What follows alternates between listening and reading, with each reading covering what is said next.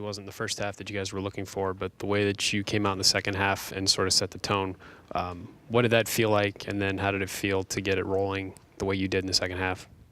It was kind of relief, at halftime, our older guys, our leaders kind of got into us and was saying we weren't playing with a purpose. We were just out there playing possessions just to play because we had to. But I feel like when we got there, we were getting the groove on, getting lays, getting stops. I feel like that helped us a lot.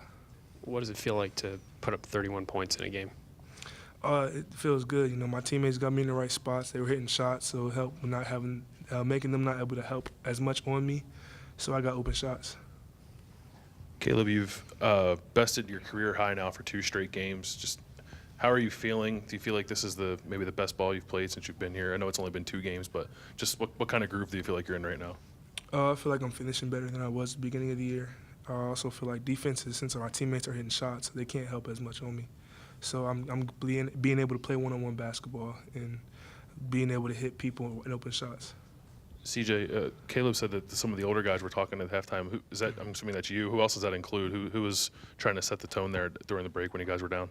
Obviously, it was just a collective of us. We knew we weren't performing well, and we had to be better, or else we were losing because we were losing at halftime. And this group just committed to playing defense in the second half and committed to sticking together. So that was our biggest thing during halftime. How much of that message needed to come from you instead of maybe Coach Chris Holtman? I mean, how much of that does that need to come from the players in a situation like this?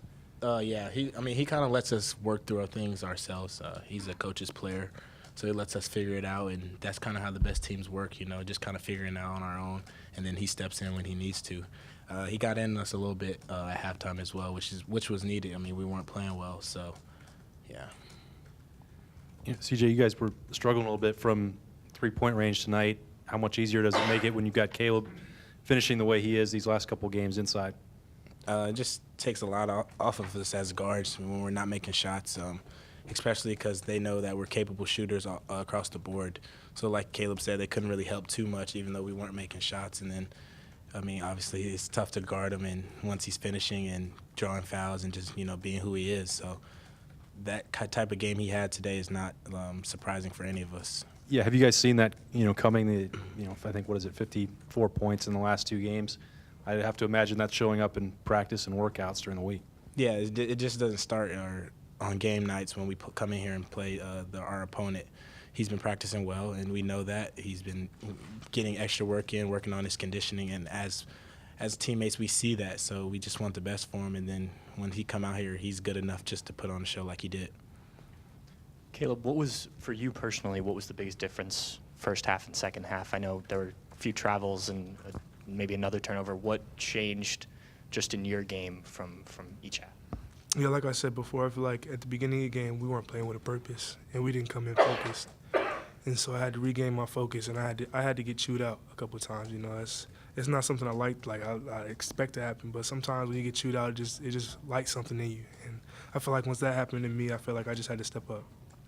You guys had a 7-point swing, and it was all 7 of your points. Did you sort of, in that moment, did you intentionally take that over? No, it's not anything intentional, but I feel like my teammates just helped a lot. They draw more attention, and that helps me. Being, like I said, playing one-on-one basketball, like it's hard to guard one-on-one.